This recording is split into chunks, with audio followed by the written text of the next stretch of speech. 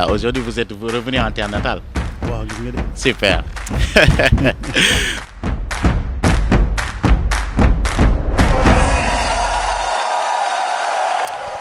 Bonjour, assalamu alaikum. Aujourd'hui, nous sommes à notre deuxième édition de conversation avec Lamine. Aujourd'hui, nous recevons un artiste international, un musicien de jazz, en l'occurrence Alioune. Alioune, bonjour. Bonjour Lamine. Vous allez bien? Ça va, santé Yallah. Votre séjour se passe bien au Sénégal? Oui, ça va. Ah, alhamdulillah. Aujourd'hui, vous êtes revenu en terre natale. Wow, super. Voilà, Alioune tey dafa ñëw Sénégal, mi ngi séjourné au Sénégal actuellement. Dafa am nag lu ñu andil lu très spectaculaire loo xamante ni dafa inédit, quelque chose boo xamante ni non seulement dañ ci am album bu intéressant, mais également daf ñu andil benn documentaire boo xamante ni dafay retracer l'histoire, dafay retracer une histoire musicale, l'histoire du jazz à travers l'Afrique, mais également à travers les Amériques. Léegi nag tey ci mbir boobu noonu lañ nekkee di waxtaan ak avec Alioune Wade. Alioune, mën nga ñëwaat tuuti si sa parcours ak également sa début ci musique bi. Sama parcours, sama début ci musique bon xam naa dama koy tënk parce que bu mën a rey benn affaire yi moom mooy loolu. Bon comme ni nga ko waxee sànq, Sénégal c'est le pays natal, fii laa juddoo. Oui. Yaroo fi màggee fi tàmbalee fi musique. J'ai commencé mes premiers cours de musique en 86. Ci laa commencé def solfège, théorie musicale, comme paa bi musicien la woon moom il tenait vraiment à ce que ma def théorie ak solfège quoi. Donc j'avais un professeur de musique de solfège bu doon jaar kër ga tous les mercredis et samedis à la maison, moom moo doon jox ay cours. Man ak samay sœurs j'ai commencé à jouer un peu de piano. Ba ma am alors 10 ans je pense ci la commencé basse, jouer guitare, parce que dafa nekk instrument boo xam dafa ma yàgg neex et en plus dafa nekk instrument bu présent ci musique sénégalaise, musique africaine sax je dirais. Et voilà ci la commencé jàng ndànk paa bi jëndal ma benn guitare benn basse, et du lundi au vendredi dama doon dem Camp Leclerc parce que ñoom dañu amoon benn orchestre, Asfa Orchestra, bu doon jouer musique cubaine tout ça. Noonu laa commencé sama formation musicale. Après voilà ci laa commencé dugg ci yenn orchestre yi, fréquenter yenn groupe yi ba ma am 18 ans je pense, j'ai commencé à jouer avec Ismaël Lo, def naa 8-9 ans ak moom. Après Ismaël ma dem France pour génne sama premier album. Alors foofu joué naa fa yeneen artistes africains comme Touré Kunda, Oumou Sangaré, Salif Keita, ainsi de suite. Après ma rencontré d'autres musiciens yu nekk ay américains, tu vois, comme Marcus Miller, Joe Zawinul, liste bi dafa kii ba nga xam ne nii moom. Et donc voilà, noonu laa commencé. Alors parlant du film d'abord et du jazz, en fait je pense que déjà bon gars yi souvent dañ may taxé, dañ may coller étiquette Alioune Wade le jazzman au lieu juste de dire Alioune Wade le musicien, parce que jazz est plus qu'une musique. Jazz de musique kese, jazz c'est un concept, c'est un état d'esprit, c'est un mouvement, c'est un témoin de l'histoire. Mooy histoire bu ñu histoire u Afrique, histoire àddina bi depuis ces 4 derniers siècles. Histoire bi fii la jógee, Afrique la jógee, Afrique de l'Ouest surtout, Sénégal, Dakar, Saint-Louis, Ghana, dans Ghana Gold Coast lañ doon wax, Bénin, voilà côte boobu yëpp quoi.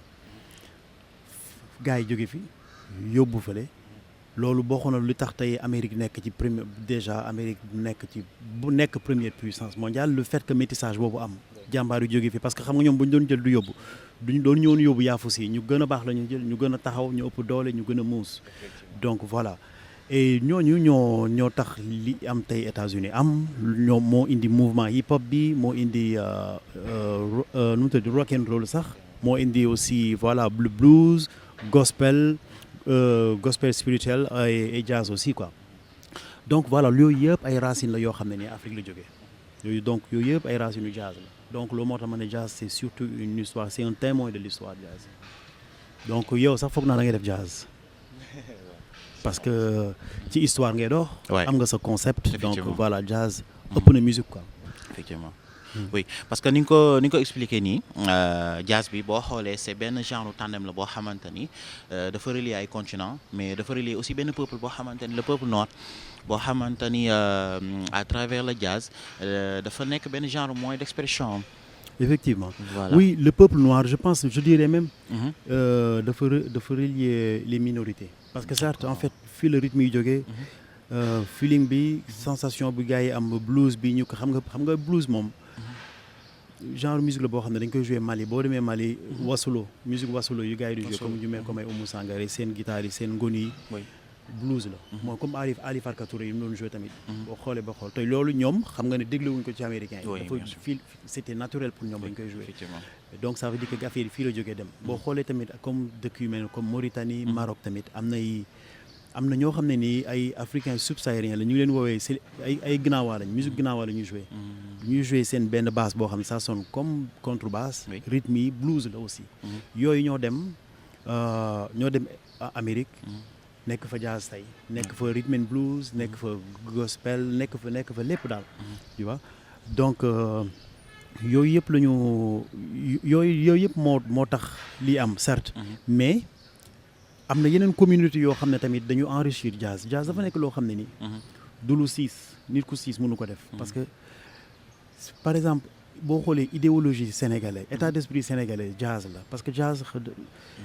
dafay am. Dans les clubs de jazz en France wala un peu partout même au Sénégal et aux États-Unis dafa am benn concept bu ñu naan jam session man nag da ngay gis musicien bi jógee dëkk bi kii jógee dëkk mosuñu xamante mosuñu nuyante ci kaw scène la ñuy tase ku nekk joxante loxo ni man maay kii parfois sax dinañ jouer duñu xam kan mooy kan duñu xam tur yi mais chacun accepte l'autre dañu tase jouer ku ci nekk génne lu nekk sa xol lu nekk sa yaram quoi dafa mel comme boo nekkee ci autoroute oto yu bari jaar mais affaire yi c'est tellement arrangé ku ci nekk day xajal moromam ba nga xam ne ku ci nekk day am place. donc loolu mooy jazz donc am na c'était pas que les noirs am na yeneen communauté par exemple italiens yi aussi il y avait la communauté juive aussi aux États-Unis ñooñu ñëpp ay minorités yoo xam ne li ñu doon ils étaient pas vraiment acceptés par la société occidentale bu ñu fa fekk bu leen fa yóbbu parce que italiens yi dañ fa demoon pour immigrer juif bi tamit dem fa pour immigrer ñoom ku ci nekk am na loo enrichir jazz espagnol bi am na lu mu indi tubaab bi am na ñii seen musique classique am na lu ñu fa jëlee ñun suñu rythme yi ak blues état d'esprit am na lu ñu indi juif bi tamit noonu arabe bi noonu loolu moo tax jazz am donc dafay nekk loo xam ne univers bi moom c'est universel ñëpp ko créé mais base bi nag le socle vient d'ici vient du continent africain. Super. Oui parce que d'après ni ma ko gisee nii benn richesse boo xamante ni daf ko jëlee ci composante yu bari yoo xamante ni dafa jóge Afrique mais jóge aussi d'autres continents léegi nag ensemble boobu noonu moo jur tey jazz bi ñu nekk boo xamante ni yow yaa ngi si nekk di def ay jéego yu am solo parce que boo xoolee aussi gis nañ ni côtoyé nga ñu bari ay musiciens yoo xamante ni ils sont connus ils sont célébrés à travers le monde voilà pour leur talent boo xamante ni c'est exceptionnel voilà et puis dama amoon aussi tamit li ma gis ci say production muy comme aussi ci album Sultan bi nga génne woon en 2022 dañuy gis ni yow da nga ci même ci boobu noonu da nga defoon sax benn revisite boo xamante ni da nga dem si côté monde arabo berbère bi jëlee foofu noonu mais aussi boole ko ak lu ñuy wax afrobeat Nigéria gis nañ ko aussi dañ koy xool aussi à travers ce voyage musical et historique bi nga def andilaat ñu ko aussi ci ni nga koy waxatee sax ci sa album bi New African Orleans donc mun nañu wax à travers loolu noonu jazz histoire la histoire africaine la ndax loolu mën nañ ko wax oui effectivement histoire africaine la comme lu ma la ko waxee sànq rek xam nga jazz c'est l'esprit de la teranga quoi c'est l'hospitalité ku ci nekk am na ci wàll boo ci war a mën a jouer Sénégal c'est le concept du Sénégal c'est ça c'est un peuple une but une foi certes mais teranga mooy yaatal ñeneen ñi xam nga en fait surtout fi mu nekk nii àdduna bi loolu lañ soxla quoi donc c'est ça aussi man damay dem boobu esprit boobu état d'esprit ba nga xam ne nii album bu may def damay fexe ba nga xam ne ku ci nekk dina ci am wàllam nga nekk Zulu nga nekk Bantu nga nekk Wolof nekk séeréer loo mënti doon nga nekk juif nekk catholique di nga ci gis sa wàll et parce que j'ai eu la chance de côtoyer beaucoup de musiciens ñoom ñëpp ku ci nekk ba ma ñëwee dañ ma accueillir à bras ouverts. Oui. Donc loolu moo tax c'est pour cela que man j'ai l'obligation su may def ay concepts su may def ay projets en fait j'ai l'obligation de faire de telle sorte que ku ci nekk communauté bu ci nekk bu ci excès dina ci sentir dara dina ko fàttali dara dina ko d'ailleurs yaa ngi tudd sànq Sultan c'est vrai album bu ma enregistré Tunisie la mais il y a aussi une forte présence Afrique de l'Ouest comme d'habitude sama projet par fii laa jógee il y a aussi une présence Afrique de l'Est comme Éthiopie parce que am na ay son yoo xam ne nii ça rappelle Éthiopie Éthio jazz parce que ñoom tamit am nañ seen beneen concept jazz seen ay mode seen ay culture lañ jël mélangé ko ak jazz bu nekk États-Unis jazz bu jógee fii quoi donc man su may bind sama album damay mel comme kuy bind livre d'ailleurs c'est à la fin des enregistrements su ma paree ci laa ne lii ça me rappelle ça donc album yi nii lay tudd par exemple New African Orleans album mu 11 titres la foog naa 11 ou 12 ouais 11 titres benn bu ci manqué woon rek je ne pense pas que dina mën a tudd New African Orleans il a fallu que ma def lépp ba teg ma ne lii en fait c'est une nouvelle Afrique c'est une Afrique qui revendique son histoire parce que ñun Afrique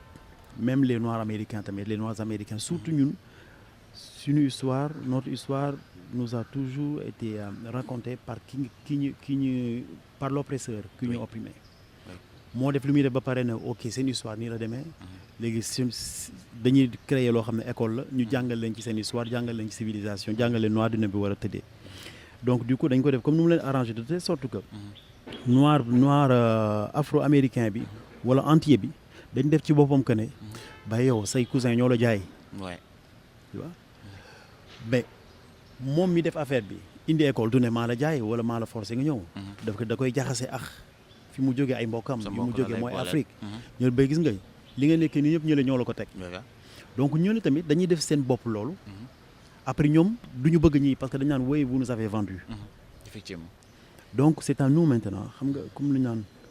tant que le lion n'a pas son propre historien l'histoire de chasse va toujours glorifier le chasseur effectivement donc léegi maintenant il est temps que ñun tamit ñu jël suñu histoire raconter ko à notre manière ak ni mu ñu arrangé quoi te bañ ko bannir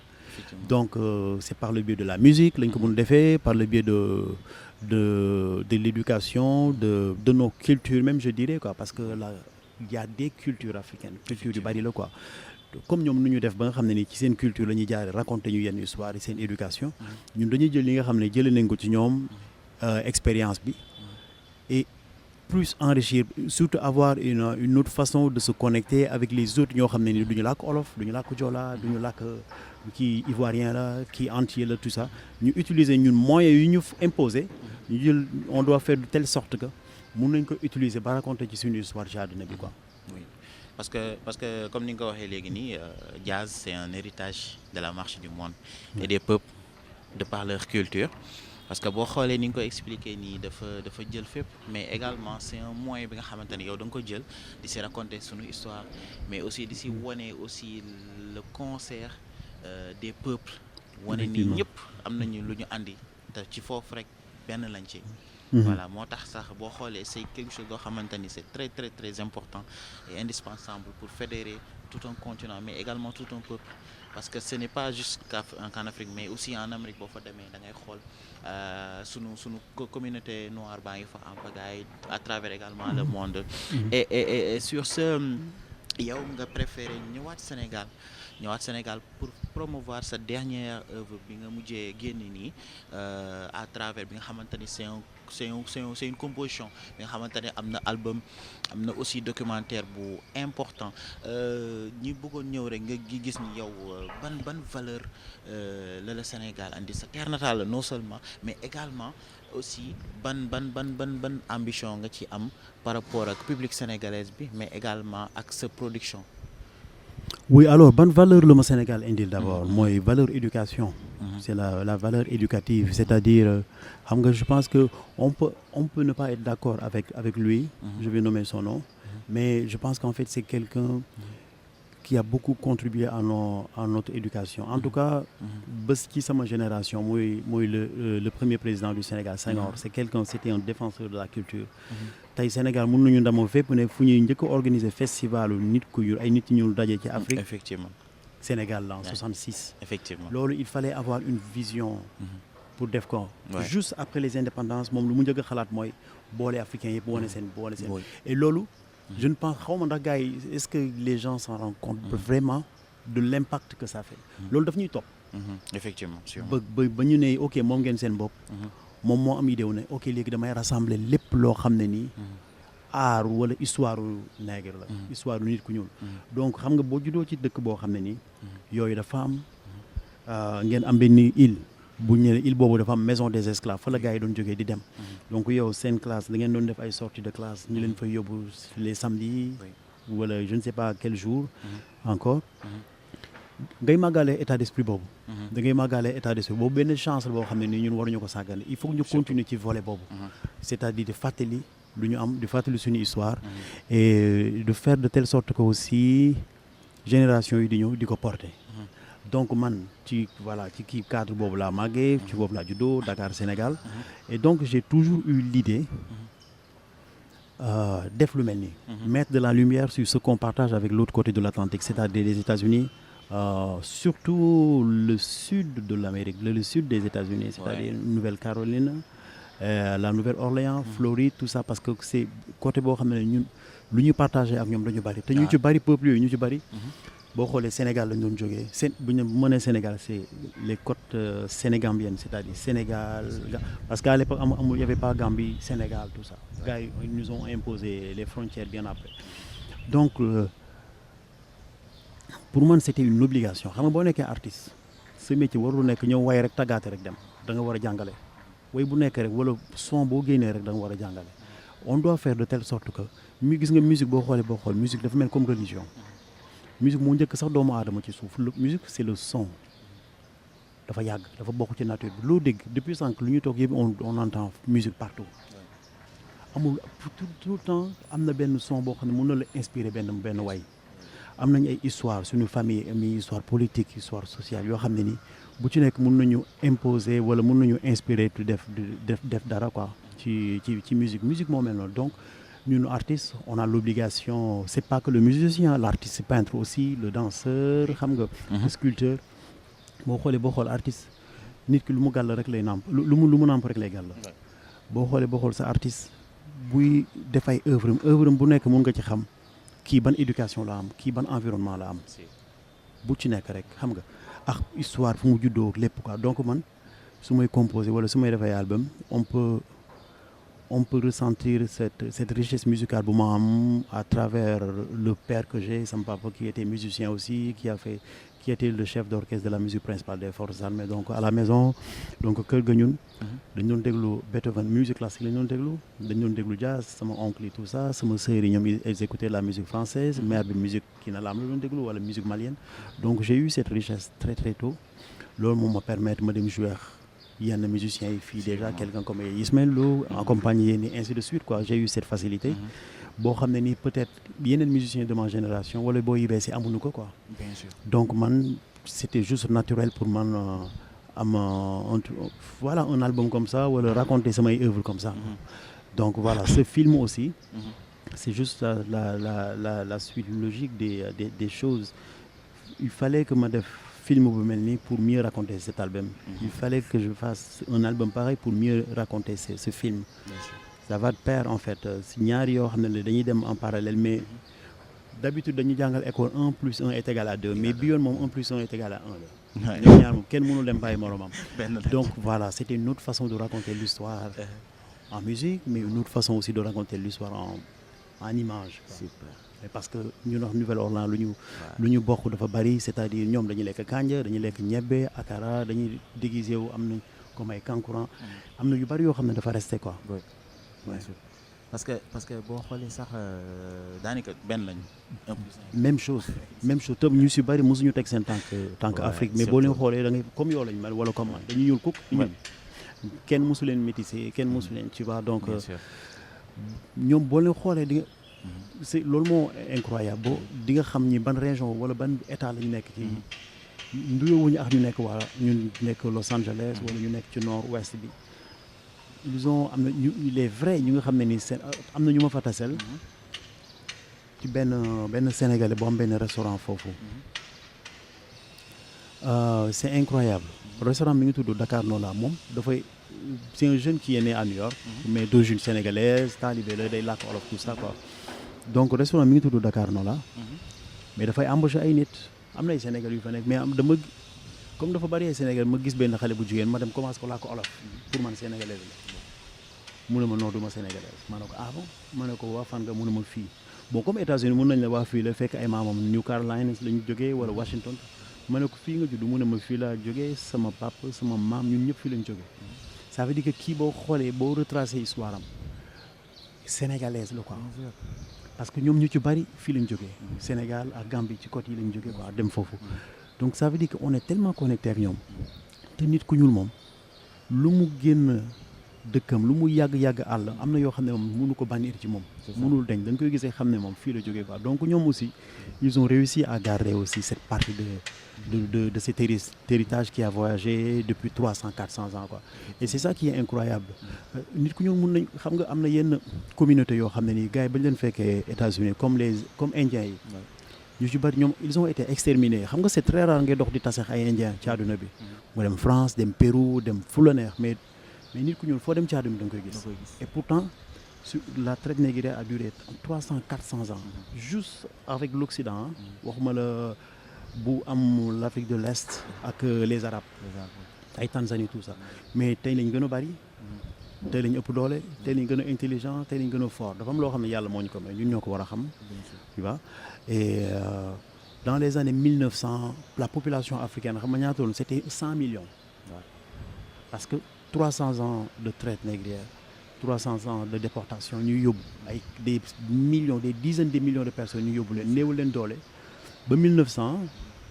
début du fin 19e siècle début 20e ñu tuuti ba nga xam ne nii c'était facile à revenir et coloniser l'Afrique mooy ba ñuy partager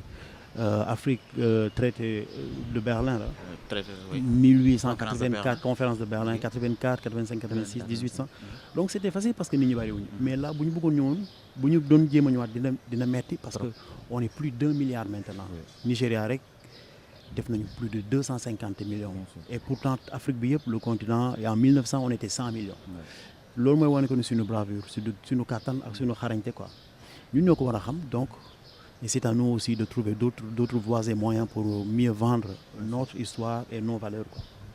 Derrière ça c'est même le mot résilience qui revient parce que boo xoolee ni ko expliqué malgré que coono yi daj ci ñoom yëpp parce que toujours l'histoire a été très difficile pour les Africains mais à chaque fois ils ont surmonté ce souci comme par exemple li ngay expliqué ni traite négrière bi à chaque fois on a toujours relevé le défi. fexe ba actuellement toll fi ñu toll nii malgré que défi yi immense na ba tey mais aussi boo xoolee suñu maam yi ñu yóbbu woon ba tey aussi ils ont su préserver leur culture leur civilisation à travers tout mais surtout à travers la musique donc moo tax boo xoolee c'est très très très important votre dernière production boo xamante ni ça revient sur tout ça ce voyage ça revient sur toute cette histoire bi nga xamante ni jóge na ci continent Afrique dem ci Amérique et tout et par rapport à ça ici ce sont les racines mais moi j'avais envie aussi de vous poser une autre question par rapport ak le public sénégalais ñun ñi nga xamante ni du man kese mais il y a des millions de personnes yi nga xamante ni bëgg nañu fekkee loolu bëgg nañu seetaan la bëgg nañu lire gis li nga produire ak sa groupe donc naka la ñu war a def yan rendez-vous nga ñuy jox yoo xamante ni dinañ la mën a ñëw seetaan si. alors rendez-vous yu ma leen di jox. déjà le 22 bon le 22 moom c'est sur invitation. oui gars yi bon xam naa ku ci connecté sa site dinañu mën a joxe quelques cadeaux. carton d'invitation yi. bien sûr pour le film. au cinéma Le Pathé. bu nekk Mermoz. à partir de 20h. et le 23 dañuy jouer Institut français fii nii. oui ak sama orchestre pour présenter vraiment l'album. le concept l'histoire de tout ça mais en musique cette fois-ci. parce que le 22 film bi la. et le 23 c'est le concert voilà ci la ñuy présenter l'album en live quoi. et le 24 dañuy organiser benn table ronde boo xam ne je pense que jeunes yi. vous serez bien ñu ñëw parce que. c'est autour de l'histoire de quand même africaine et sa diaspora, c'est-à-dire Amérique et les Caraïbes. Et ça va être animé par beaucoup de professeurs et émérites yoo xam ne ni université Cheikh Anta Diop la ñu nekk. ñi jógee France, quelqu'un comme l'ancien ministre de l'éducation bu nekk France, Pape Ndiaye, ancien ministre. ay historiens yu mag la ñu ñi jógee Nouvelle-Orléans. ñëpp war a ñëw waxtaan ci même histoire bi nga xam ne ñun ñëpp moo ñu tënk. Donc je pense que ce serait très très intéressant aussi pour la nouvelle génération de venir, de se donner cette chance, de se donner cette opportunité de venir apprendre autre chose, de s'enrichir. Parce que nit moom boo xamul fi nga jógee defaroo say racine ba ñu dëgër. am da ngay neex a ba nit da ngay am wéeruwaay quoi. parce que ci loolu day tax xam nga bëgg sa bopp baax na mais xam sa bopp daf ko gën. waaw xam sa bopp nag mooy nga xam fi nga jógee. xam nga yow tey am na say maam yoo xam ne buñ leen tuddee rek. sa yaram am na mu mel nga génnee joxe junni. waaw c'est sûr. xam nga black américain bi amul loolu. mënuñu tudd set maamam. te dafa neex loolu. ñoom dafa am benn frustration boo xam dafa nekk ci ñoom. mënuñu ko mais ñun am nañ ko. mais donc le fait que tamit ñuy ñëw ci genre rencontre yu mel noonu. di gis historiens yi di la delloo si di la wax ne àdduna bi demee. dafay tax yow foo mën a dem di nga fa mën a nekk di nga comprendre doomu aadama yu nekk. da ngay nekk ci benn étape. donc rendez-vous yu mel noonu il faut pas que jeunes yi di ko rater. étudiants yi les collégiens ku ci ne rek. nga am 10 ans nga am 50 ans ci yam. am na loo xam ne dañ ko ci jàng am na lu ma mën a jàng ci yow am na loo mën a jàng ci man. donc samedi incha allah tamit bu ñu ñëwee ci table ronde bi dinañ jàng lu bari ci suñu histoire c'est au musée des civilisations noires. waaw foofu lay amee à partir de je pense ñu ngi commencé midi la ñuy commencé. d'accord te bu jeexee dañuy def benn parade benn défilé boo xam ne nii musiciens jazz yi jouer instrument avant kankuran ñii du percussion yi dañuy jógee musée des civilisations def benn parade jaar ci gare bi ñëw ba fii quoi fii institut français. Super. Donc c'est 3 jours yoo xam ne c'est vraiment chargé de l'histoire chargé et il y a surtout j'insiste encore sur le volet éducatif. Table ronde bi musique bi nu mu nar a demee fii dafa baax tamit sénégalais yi xam ne Sénégal du benn musique la am. Sénégal ay musique la am. oui il faut pas ñu foog ne tamit dafa baax tamit ñu xam ne Sénégal musique bi du Dakar rek. Casamance dafa amay musique Podor amay musique Joal amay musique plus ñu gën a comprendre loolu plus ñu gën a enrichir suñu musique bi nga xam ne moom la ñu tuddee suñu musique populaire muy mbalax et ainsi de suite parce que yooyu musique noonu fa la mbalax jógee sabar bi séeréer bi moo ko indi xam nga ak rythme njuuk ni soruba bi Ziguinchor xam nga lii ñu mélanger yenn rythme yi nga xam ne day jógee Cuba parce que à l'époque orchestre yu mel comme Étoile de Dakar wala orchestre Baobab ñooñu ils étaient inspirés par la musique cubaine. Mais ils ont réussi à faire un mélange avec la musique traditionnelle de ay Laye Mboup ay Ndiaga Mbaye mélange avec la musique cubaine loolu moo ñu jox tey des chanteurs comme Youssou Ndour ainsi de suite quoi donc il faut que ñu continuer ligne boobu bañ ne rek ne ak kii jazz lay def musique tubaab la jazz du musique tubaab musique doomu aadama la musique noire la à la base quoi donc ñetti jours yooyu 22 23 24 il y aura beaucoup de choses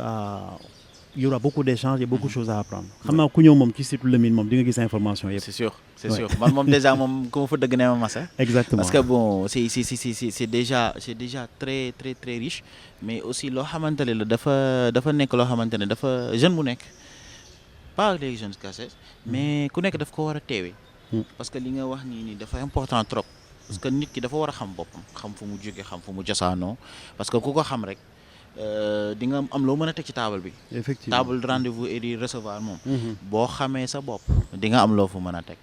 moo tax j'avais vraiment insisté que nga wax ak nit ñi wax leen ci rendez-vous yooyu noonu comme ça ñu mën ko teewee. non seulement mais aussi pour jëlee fa xam-xam. absolument voilà parce que c'est pas que de la musique mais c'est une musique boo xamante ni dafa am lu mu mbébét loo xamante ni. wàllum histoire la wàllum identité culturelle la identité culturelle la et historique boo xamante ni le peuple noir l'Afrique mais également le monde daf ci war a inspiré wu voilà donc mu doon benn waxtaan bu neex vraiment bu riche et tout mais balaa ñuy tëjee xanaa looy un mot de la fin looy teg sunu loxo lu may teg seen loxo mooy yow laay wax d'abord quoi pour le remercier ci initiative bi parce que internet dafa nekk loo xam ne nii c'est vrai ñu bari dañ koy critiquer way jeunes yi tout ça mais am na ñoo xam ne ñu siy def liggéey bi am solo quoi parce que lii nii dafa surtout xam nga ak sa génération nga am idée wu def lii di indiwaat histoire di wax yenn yi ci culture éducation loolu c'est quelque chose de très important très intéressant donc lu may def dama lay encourage di la remercier surtout ci initiative bi et aussi de m'avoir donné l'opportunité de wax sa ak sa public say followers qui je suis parce que nit mënul xam lépp on est 8 milliards sur terre donc c'est normal am na ñoo xam ne duñu xamuñu ma duñu ma xam am na ci quelques yoo xam ne xam nañ ma ñoo xam ne ni ils avaient un autre état d'esprit d'abord quoi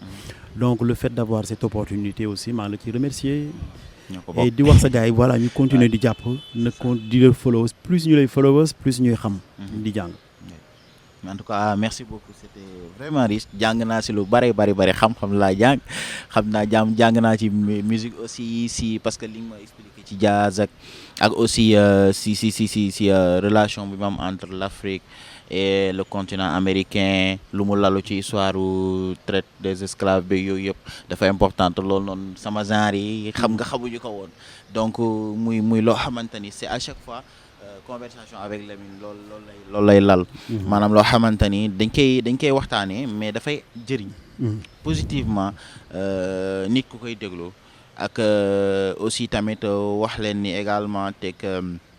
ku ñu recevoir oon muy le musicien parce que nee na du jazz kese le musicien Alioune Wade c'est pas n'importe qui parce que koo xamante ni côtoyé na des gens yi nga xamante ni comme Ismaël Lo Oumou Sankaré wala Marcus Miller nga xamante ni ñoo xamante ni kenn du leen présenté ci parce que ñëpp leen xam si ba pare reconnaître leen si monde bi donc loolu rek maanaam c'est ñun ñoo am on a eu l'honneur précise boo xamante ni Alioune Wade daf ñu may ci temps bi nga xamante ni dafa chargé trop may ñu ci tuuti waxtaan ak ñun donc loolu rek déjà ñun tamit ñu ngi koy delloo njëkkal di ko remercier donc gars yi di leen wax ni n'oubliez pas les dates à partir du 22 23 et 24 voilà bu leen ko fàtte teewee leen ko dinaan leen yónnee toutes les informations à travers les réseaux sociaux comme ça ngeen mën a présent ba pare jëlee si xam-xam bu bare di leen jaajëfal gars yi di leen wax à la prochaine